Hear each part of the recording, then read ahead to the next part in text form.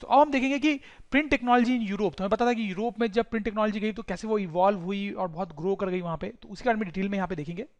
For centuries silk and spices from China flowed into Europe through the silk route. तो silk route क्या होता है ये हमने पहले भी कुछ चैप्टर्स में बात की है, मैं फिर से आपको बता देता हूँ आपको याद ना हो। तो आप देखो ये चाइना है बेसिकली यहाँ पे, और यहाँ पे ये यूरोप है, और ये जो येलो आपको लाइन दिख रही है और फिर ये जो ब्लू लाइन दिख रही है पानी में, इसको सिल्क रूट बोलते हैं। तो बेसिकली ये पानी के रास्ते जो शिप्स हैं वो यूरोप और चाइना के बीच में जाया करती थी, और लैंड के रास्ते भी लोग आया जाया करते थे। This is land route actually.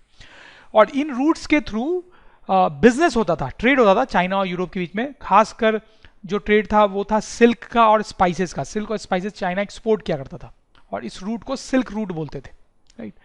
तो यूरोप तक जो ये टेक्निक पहुंची प्रिंटिंग की चाइना से, उसमें सिल्क रूट का बहुत इंपॉर्टेंट रोल था। तो उससे पहले तो आप ये समझे कि in the 11th century Chinese paper reached Europe via the same route. अच्छा देखो, ये प्रिंट टेक्नोलॉजी के पहले मैंने आपको बताया कि मैन्युस्क्रिप्ट होते थे जो हाथ से पेपर पे लिखा जाता था।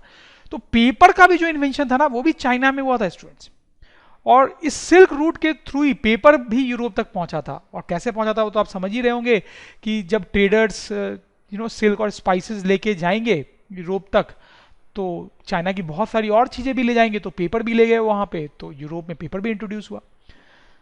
तो पेपर भी एक्चुअली चाइना की ही देन थी। Paper made possible the production of manuscripts carefully written by scribes, right. ठीक है, स्क्राइब्स का मतलब होता है वो लोग जो मैन्युस्क्रिप्ट्स लिखते हैं, बेसिकली पेपर पे लिखा करते थे पहले जब प्रिंटिंग टेक्नोलॉजी नहीं थी। तो ये आपको समझ में आई कैसे यूरोप में पहले पेपर पहुंचा था, राइट। फिर आप देखिए देन इन 1295 मार्को पोलो, ये मार्को पोलो है, अ ग्रेट एक्सप्लोरर। उस टाइम में बहुत सारे एक्सप्लोरर लोग हुआ करते थे, आज भी होते हैं।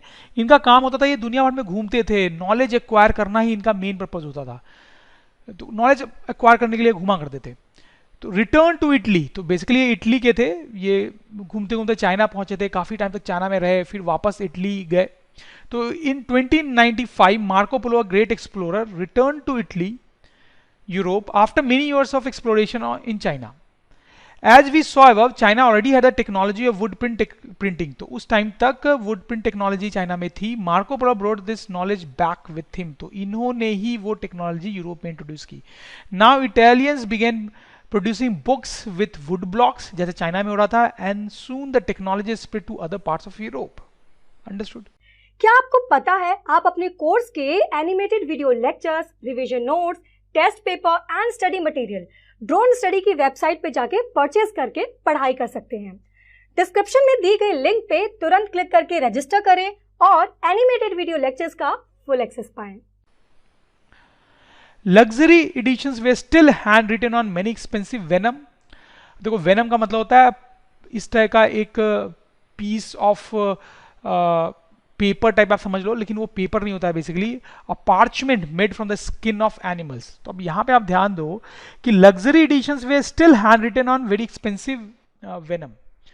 तो जो प्रिंटेड बुक्स होते थे वो सस्ते हुआ करते थे। अब जो मैन्युस्क्रिप्ट होता था वो महंगा हो गया, राइट, क्योंकि उसमें हर आदमी को लिखने में सोचो कितना एफर्ट लगता था, इसलिए वो महंगा हो गया। लेकिन जो अमीर लोग हुआ करते थे उनको लग्जरी आइटम चाहिए, तो वो महंगी चीजें ही खरीदते थे। तो स्टूडेंट्स आप सोच सकते हो कि महंगी चीज करने का फायदा ही क्या था जब सस्ती प्रिंटेड बुक्स हुआ करती थी। तो होता क्या कि जो अमीर होते हैं उनको पैसे की कमी नहीं होती है, तो उनके लिए महंगी चीज़ में भी कोई फ़र्क नहीं पड़ता, और वो उससे एक स्टेटस सिंबल अपना एसोसिएट करते हैं। जैसे आप सोचो कि आप गुची का बैग खरीदो, ठीक है, जो लाख लाख रुपए के आते हैं, और आप एक नॉर्मल ठीक ठाक सा ब्रांड का बैग खरीदो जो 5,000 रुपये में भी आ जाता है। दोनों सेम ही होते हैं स्टूडेंट्स, लेकिन ये एक स्टेटस सिंबल होता है। तो वही कहानी है यहाँ पे। ये चीज़ बहुत चीज़ों में होती है। आप गुची का एक परफ्यूम खरीदो और आप एक नॉर्मल सा परफ्यूम खरीदो, लगाने के बाद कोई नहीं बोल सकता कि आपने कौन सा परफ्यूम लगाया है, लेकिन rich people will prefer to buy this just for status symbol. तो वैसा ही कुछ यहाँ पे भी हो रहा था। It meant for aristocratic circles and rich monastic libraries which scoffed at printed books at cheap vulgarities. तो कहने का मतलब है कि ये जो लग्जरी एडिशन था वो एरिस्टोक्रेटिक सर्कल के लोग यूज करते थे, रिच मोनेस्टिक लाइब्रेरीज वाले लोग यूज करते थे, क्योंकि चीप बुक्स उनको फालतू चीजें लगती थी। मर्चेंट्स एंड स्टूडेंट्स जो कि पैसा बचाना चाहते हैं in the university towns brought cheaper printed books. तो ये चीज अभी आप नोटिस करें कि प्रिंटेड बुक्स जब आने लगे, प्रिंट टेक्नोलॉजी आने लगी, तो इसका मतलब ये नहीं था कि तो पुराने मैन्युस्क्रिप्ट्स पूरी तरह से गायब हो गए, ठीक है, कहीं ना कहीं उन्होंने भी अपनी जगह ढूंढ ली students. As the demand for books increased, book sellers all over Europe began exporting books to many different countries। ये तो बड़ी नेचुरल सी बात है। Book fairs were held at different places, ताकि बुक्स की अवेयरनेस और बढ़ाई जाए, ताकि लोग उसको और भी ज़्यादा से ज़्यादा खरीदें। Production of hand written manuscripts was also organised in many ways to meet the expanded demand.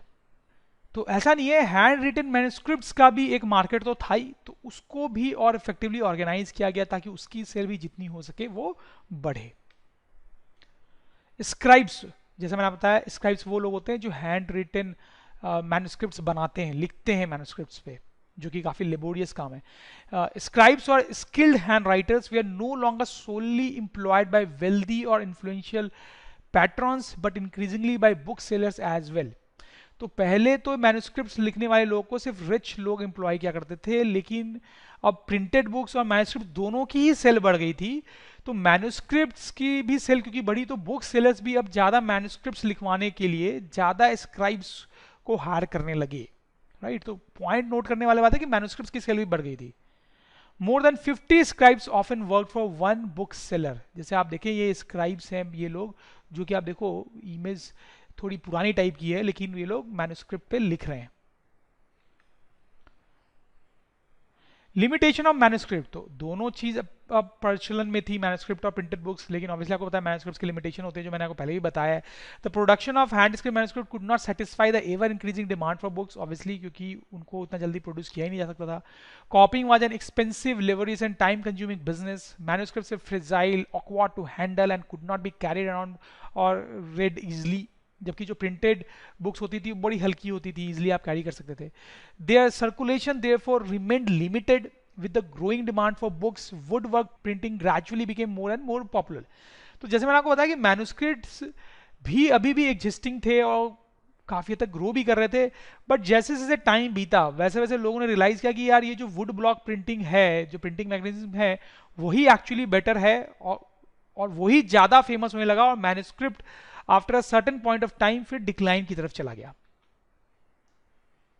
और ऐसा नहीं कि पूरी तरह से मैन्युस्क्रिप्ट खत्म ही हो गया, आप देखो तो आज भी हम मैन्युस्क्रिप्ट यूज करते हैं, पेपर पे पेन से आप लिखते हो तो वो मैन्युस्क्रिप्ट ही है, तो उसका भी तो यूज है ना स्टूडेंट्स, कितना यूज है। तो देखो कोई भी चीज़ खत्म नहीं हो जाती है। पॉइंट ये था कि प्रिंटिंग टेक्नोलॉजी का अपना एक यूज था जिससे वो बहुत पॉपुलर होने लगी, मैन्युस्क्रिप्ट का बहुत लिमिटेड यूज था, तो वो डिक्लाइन होके अपना एक लिमिटेड फॉर्म ले लिया उसने। आज भी हालांकि यूज तो हम करते ही हैं उसको भी। By the early 15th century, wood blocks were being widely used in Europe to print textiles, playing cards and religious pictures with simple brief text, right. तो हर डिफरेंट टाइप की चीज़ें प्रिंट हो रही थी। इस टाइप की बातें हमने जापान और चाइना के बाद जब हम कर रहे थे तो वहाँ पे भी हमने की। There was clearly a great trend for even quicker and cheaper reproduction of text. This could only be with the invention of a new print technology.